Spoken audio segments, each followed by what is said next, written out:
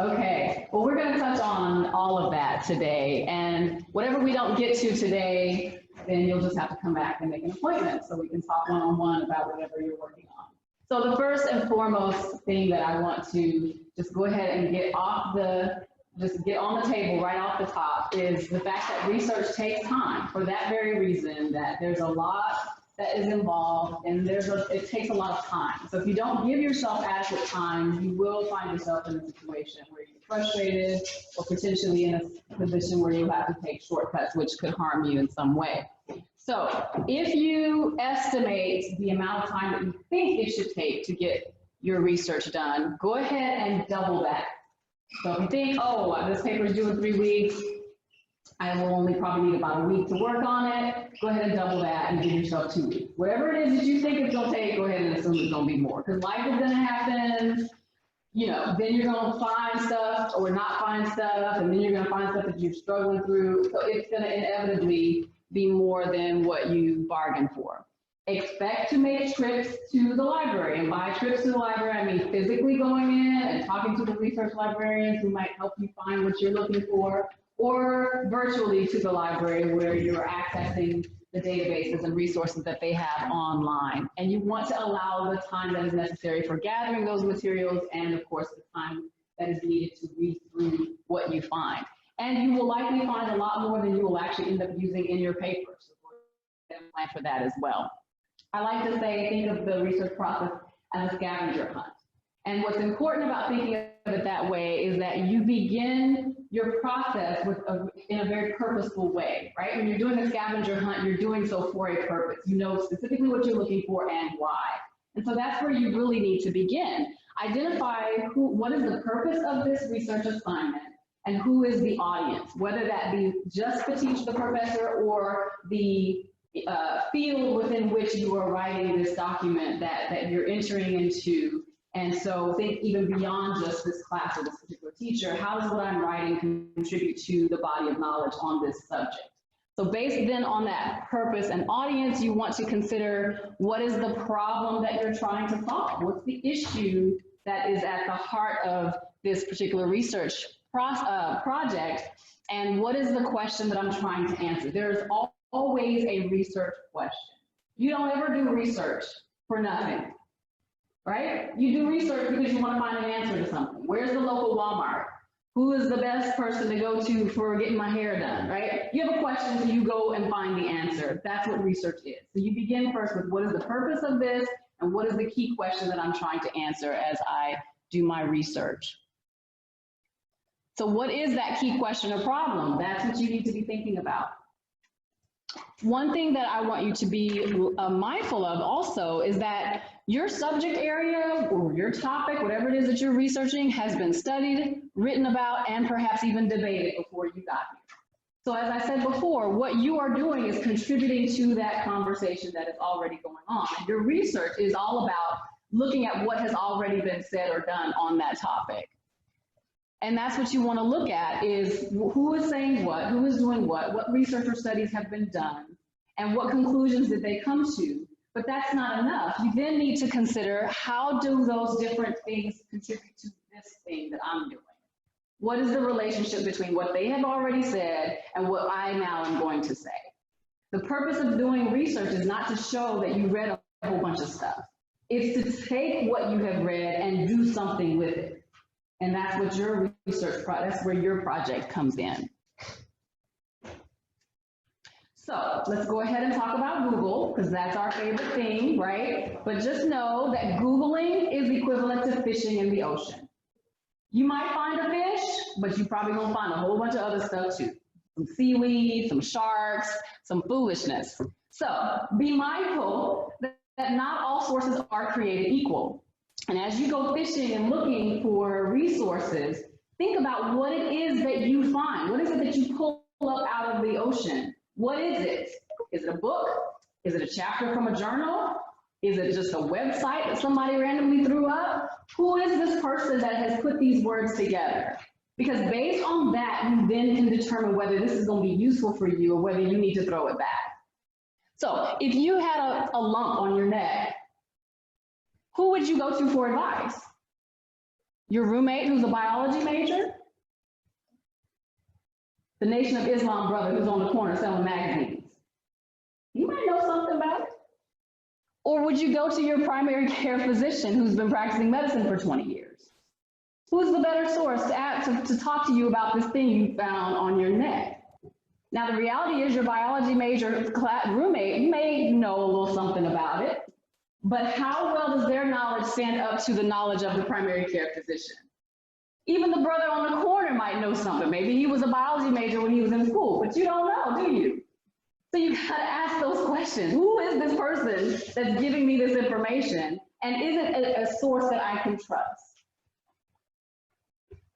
If research is searching for answers to a problem or question, then you have to consider the source of the answers that you get. Just because you find it in writing or on a site doesn't mean it's credible.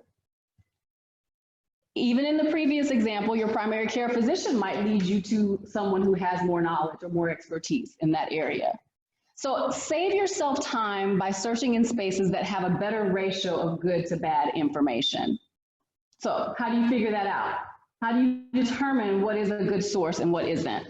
You want to ask some very key questions, and we have a handout coming around about how you might evaluate sources that you come across, particularly those that you find online. You want to again ask, who is it that created this? Who is the person or organization that has published this information? Is it accurate? You want to cross-reference. Is that same information stated in multiple places from multiple sources that are credible and known? Is the information reasonable or truthful? You got to read the stuff that you find, okay? Read it for understanding, right? Don't just read it because it sounds good. You can't. This whole research thing is not about skimming the surface. And does it have verifiable sources? One of the best ways to find information is to see what sources are cited in the sources that you find. So if the article that you read has a reference page, reference list, look at it. There's a reason why we cite our sources. It's so that others who read our work can know where to find that information. And that helps you when you're researching, because if you find a good article that's saying some good stuff, they're probably quoting and basing some of their information on other studies or resources themselves. Go to those resources and see what they say for yourself, because the writer of this particular piece is only going to be drawing portions of it, and there may be other good stuff there that can help you. And that is the conversation. Right? If I've written an article in a journal and I've cited sources in my paper, these are people who are talking about this thing that we are all concerned about. And so this is what we mean by the conversation. And those are probably sources that you need to be familiar with if this is something that is of importance to you as you study. So then once you've evaluated the sources that you found, the question becomes, how do I use them in my paper? Right? Because research is not just about sticking stuff in, it's about putting things together in a very strategic way for a purpose. So BEAM is the acronym that I'm using, and BEAM stands for background, evidence, argument, and method. So does your source provide you with background information about this subject? Or does it provide evidence that something is true or not true about this subject? Perhaps this source provides a perspective on the subject. Maybe it's making an argument for or against something. Or perhaps it is proposing a theory or method surrounding or in order to understand this subject. So once you've read and taken notes on what you found, determine which of these four things this source is doing. Is it arguing? Is it proposing a method? Is it providing background? Because then that will determine how you integrate it when you write.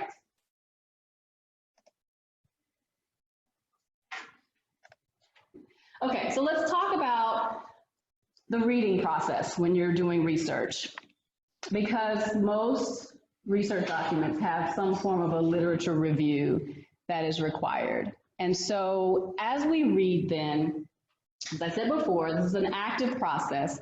You want to read for a purpose and very strategically.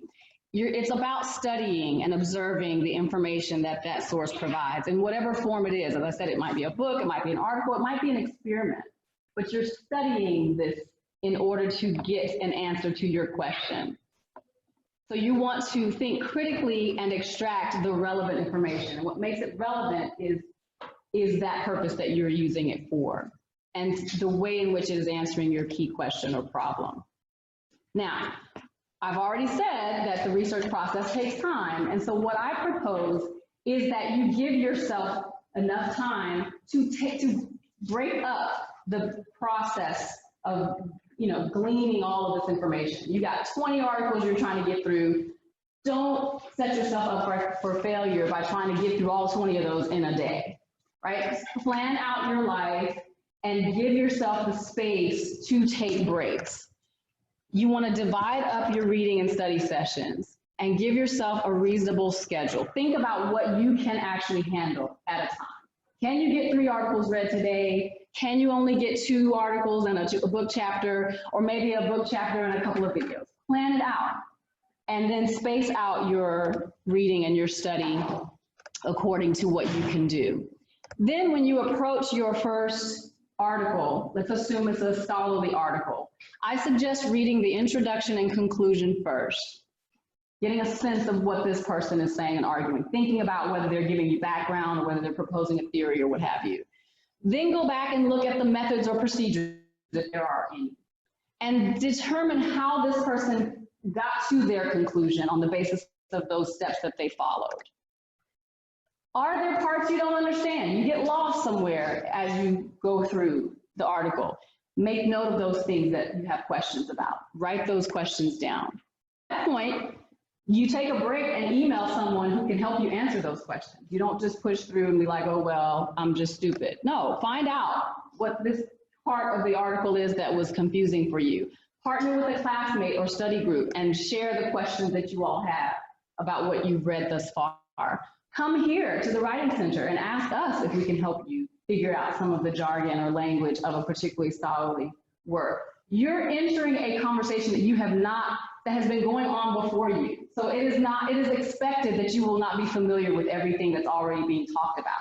So as you enter into these resources and try to weed through all this information, make note of those things that are foreign to you. And part of being a student is going and finding the answer to those questions so that you become familiar with that conversation and become proficient in it yourself. All right, break's over. Come back to the article. Yes, the same one that you already looked at the intro and conclusion and the methods. Now, only come back to that one if you've determined this is the good information that you could probably use in some way. If you find that they're talking about something that's completely unrelated, and you know you can put that one aside and go to the next one. But the idea is once you've found a good one and you're getting some good stuff from it, go back to it. Now you should have a better sense of what's being discussed because you've gotten answers from whatever sources you went to for those answers. You want to read back through it to make sure you're getting it, and read any other sections of the article that are relevant to your problem or key question. And this is the point at which you will take notes in order to remember those things that are important. All right, so let's talk about note-taking.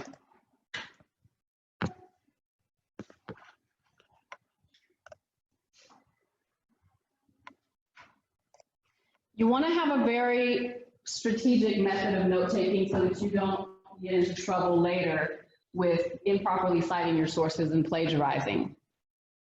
So what I will share with you is a way to do that. And it will also help you to organize the information that you find so that you're actually doing the writing process as you're doing the researching and note-taking. All right. Now, this might be something that you handwrite or cut and paste into a Word document, but the key is going to be distinguishing between what is cut and pasted and what is your own ideas and words that you add to the information that you find. So after your first reading, you want to see if in your notes you can write a sentence or two that summarizes the main point of the article that you've read. What is the main point that the author is making? After you've come back, taken your break and come back to it, and on your second pass, you're reading in order to summarize each section of the article that you go back to and have a better understanding of. By writing in your own words, in your own way in your notes what the article is saying, you're basically creating an outline of that article in your notes. And it's from your notes that you will then write when you get ready to write. So here's what it might look like. There's a sheet of notebook paper. As I said, you might do this in a Word document. But at the top, what I've put is the information from the source as far as what it is. I've put it in, for me, it would be MLA because I'm in the humanities. I put it in that format in my notes so that I have all of the information captured from that source that I will need on my reference page or works cited page at the end. So in my notes, as I'm reading each article, I'm creating a page like this that has all of that information at the top. The author's last name, first name, title of the book, the publication, and date at the top. That's also so that as I'm making notes about that article or that book chapter in this case, I'm remembering what it was that I was reading and taking notes on. It's all in one place. And so what you have at the top here, if I was in a Word document, I might have cut and pasted something that the author said that I found to be interesting, but notice that I put quotes around it and I put the page number where it was found. Then after that quote, I've made some comments. These are my opinions. Those two bulleted things there are things that I am saying about this source that I either agree with or disagree with, or I'm thinking about as it relates to that quote. My perspective, based on what I know, is what is followed, and it's my own words and ideas in response. What I put at the bottom is another quote. Notice that again, I make sure to put the quotations around it. And at the top left, I've put a little note that says, if I'm using that BEAM acronym, this would be an example of an argument or evidence for a particular point of view that I might respond to in my research in a particular way. Either I will agree or disagree with this author who has stated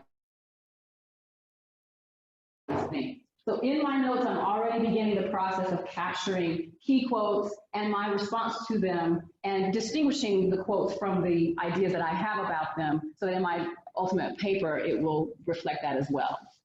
And by creating an outline of each of those sources, you avoid the temptation to go to the source when you're writing and just write from that source, right? Because you've had some time to process it in your own way. When you write from your own notes, you avoid that danger, which could lead to plagiarism.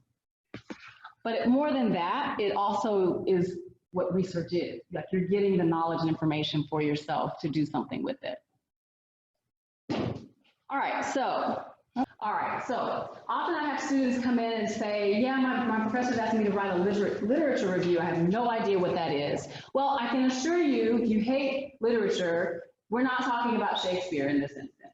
When you're asked to do a lit review, it's simply it was referring to all of the sources that exist on the issue or problem that you're engaging. And the idea is to do a review of what has been said. So again, you're looking at what has already been written about this and pulling them together around a particular issue or problem that you are going to be focusing on. So a lit review is a synthesis of all the varying perspectives on an issue. The lit review doesn't make an argument, it compares and contrasts the perspectives on the issue or problem in question. So don't miss that. The lit review is not in and of itself an argument. It is looking at how others are addressing an issue or problem and comparing those different views.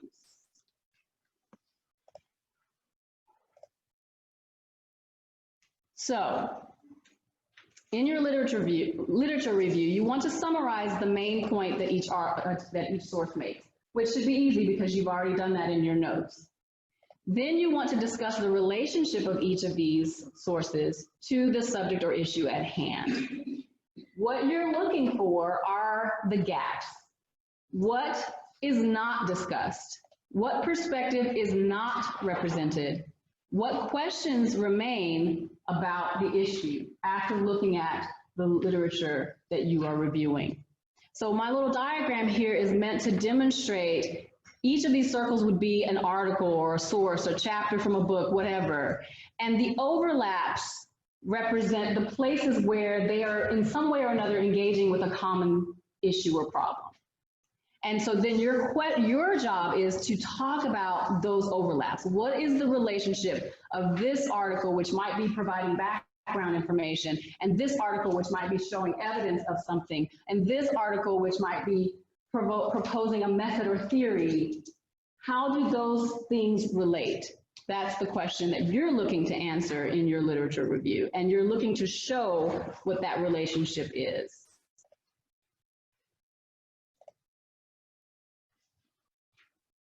The purpose of your research project should be to answer questions that haven't been answered or dispute the answers that have been posed. Maybe it's a combination. The lit review will reveal what's missing and set up the research that will follow. So basically, once you get to the end of your literature review, you should have justification for the project that you're doing. So based on what we know and don't know, this particular research project is going to do X, Y, and Z to try to fill those gaps. So there are two types of syntheses. That's what a lit review is, basically. It's a synthesis essay. And in undergrad, you might have had to do a synthesis in one of your advanced composition courses, if you remember. So you might do an explanatory synthesis or an argumentative synthesis. An explanatory synthesis seeks to bring sources together to explain a perspective and the reasoning behind it. An argumentative synthesis seeks to bring sources together to make an argument. Both types of synthesis involve looking for relationships between sources and drawing conclusions. So what they're speaking of here is not that the lit review makes an argument, but that it sets up the rationale for an argument, or it might set up the rationale for a particular perspective. So what we're going to pass out to you now are two examples of what a synthesis might look like, a lit review might look like. On the left-hand side, I want you to look at that example first and think about what is being offered in this first example. Now, you remember from your earlier training how paragraphing works, right? So we know that the topic sentence should signal to us what the main point of this paragraph is going to be, right? So it sets up an expectation. The first sentence of this paragraph is, parents are always trying to find ways to encourage healthy eating in their children. So just take a minute and look at the rest of this paragraph, and then think about it in light of what we've said about a literature review, which compares and contrasts varying perspectives on a particular issue. And tell me if you can understand what is quote unquote wrong with this first example. Right, so this is common when you're writing, right? You start off talking about one thing and you end up talking about something else, and that's absolutely fine. You all need to come to my workshop on the writing process. There's nothing wrong with writing that way. You're not expected to write in order. Your ideas are not going to flow that way. But what this writer needs to do is come back and look at, well, what is the point that I'm making in this paragraph first? And how do the sources that I'm citing help to make that point, or in some way or another speak to that issue or problem that I've identified? It's all about the comparing and contrasting. We have some sources cited, but they're just sort of sitting next to each other. This person talks about this person talks about this person talks about this. So parents shouldn't diet because it's, whatever the point is at the end, because it hinders children's understanding of healthy eating. But we don't know how we got to that conclusion. We don't know how all of these things relate and lead us to that point that they end with. If you look at the second one, and when I showed some class in this one time, they were like, oh, this is longer, that's why it's better. No, not just that. But I want you to notice the beginning paragraph, the beginning sentence in the paragraph that I underlined and bolded, right?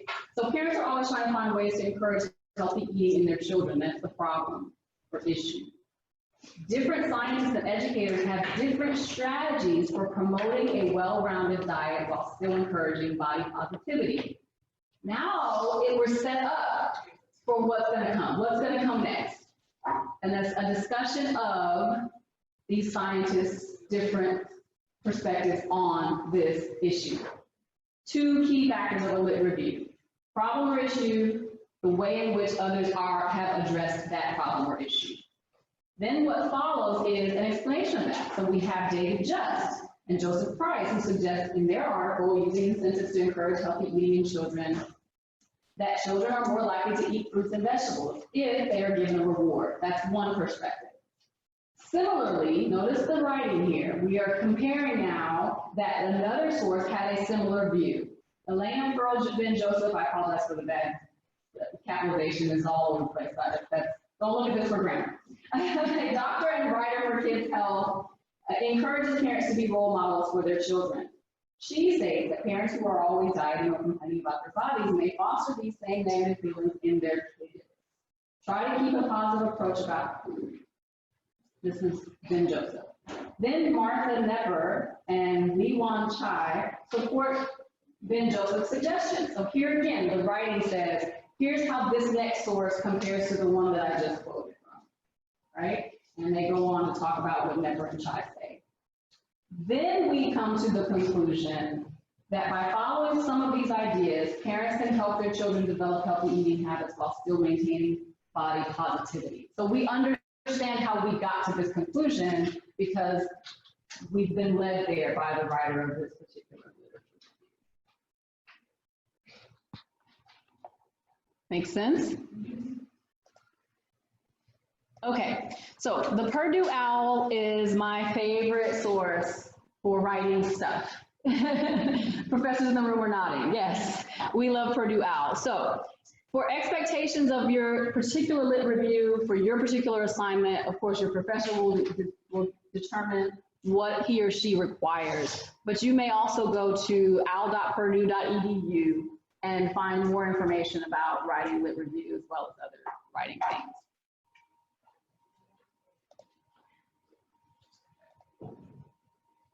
Okay, so really quickly as we wind it down, I want to talk about documentation. And in particular, I need to say that students, please don't miss the point. I had a student come in the other day looking for help, and she said to me, "This is so hard, writing is so hard. I'm not good at writing because I can't figure out APA." Guys, APA is not writing. APA is a method for citing sources that is particular to a discipline. So I never written an APA before. Writing is writing, right? It's a process. It has to do with all the things I've talked about: reading, thinking, writing, rewriting. That's writing. And whether you're good at it or not, you get better at it with practice. Documentation is simply a way to show where your information has come from in your writing. So please don't mistake APA for writing. APA is just one of many ways to show your audience, first of all, what discipline you're a part of, because each discipline has its own way. And it's not hard. It's not hard, guys. It's literally following instructions. Now, if you have trouble following instructions, it will be hard. But if you can read a recipe and bake a cake, you can document your sources in APA or any other format that is required. Go to Purdue OWL, figure out what kind of source you have, and follow the directions. It's as simple as that. It is not about, it has very little to do with writing itself. So these points I've just said, right? Writing a research paper is about adding to your knowledge. Read for understanding, then tell your reader what you've read. Incorporating sources is about showing the relationship between your ideas and others, and how does the information you find help you to make your point. We cite because we want to join a conversation. We want to point others who are a part of that conversation to where we got our information from. Professionals in different fields of study have preferred ways to share their information. How and what is prioritized has to do with how the profession operates. Those in the humanities use MLA, some use Chicago or Turabian because it is a style of documentation that emphasizes the author first. Who created this source is more important often than when it was created. We do a lot of things with Shakespeare and historians and individuals that lived a long time ago. It doesn't matter so much when that was as it is who it was. In the sciences and social sciences, though, how current the research is very important, which is why the author and the year of publication is what is primary in those sources, in citing sources in that field. And what is it that we mean by that word cite? Let's not be confused by that. To cite means to signal to the reader where the words, information, or ideas that come from another source begins and where it ends. That's key, because often students will say, oh, can't I just put the works cited page at the end of the document? No, because we don't know where in the paper you've begun and ended that use of that particular source. So it's about showing, signaling both the beginning and the end. So to cite is to introduce and end each use of a source with appropriate documentation. That includes signal phrases and the in-text citation. Can't I just use EasyBib? Yeah, of course, because this is a technology generation. There's always a shortcut. But just know that all machines require human input, right? So citation generators rely on the user's input and follow set patterns. If you don't know what type of source this is and you don't input the correct information, it will generate a wrong citation. These EasyBib can't judge what is right and what is wrong. So you kind of need to know for yourself. If a writer gives citation generators inaccurate information, the generator is not able to sort out those errors. So we will not have time to get into all of the particulars. Yes, styles requirements for different styles change, and I don't know that they necessarily always keep up with whatever the changes are. So you have to know something for yourself. So it's where it begins and where it ends. Where do you start using information from this source, and where do you stop using information from this source and then begin to comment on it or respond to it in some way? And that's important also because I'm not talking about just a quote. You notice I said use of a source, not the quote from a source. So that means if you got the knowledge of this thing from that thing, you have to cite it. Even if you put it in your own words, say it in your own way, it still can't, you didn't do it. It didn't come from you. So you have to acknowledge that your information came from that place. You need to say, so-and-so argues, and I agree. Now, that's if you're in a field that says that you can use the first person, and I agree that X, Y, and Z. And you would then explain why that is a valid, interpretation to make, or what your knowledge or belief about that thing is based on.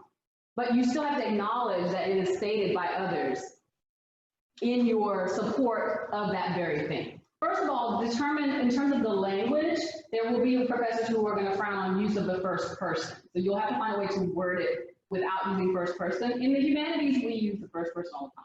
So it just depends, your professor will indicate to you what is appropriate in terms of that use. There are ways still, even as you're giving your personal opinion and point of view and experience, there's still a way to word it such that you show what you know already, and then also show the relationship of what you know to what others have said. So let me get the handout and we'll talk about how to do that. But you absolutely have to distinguish.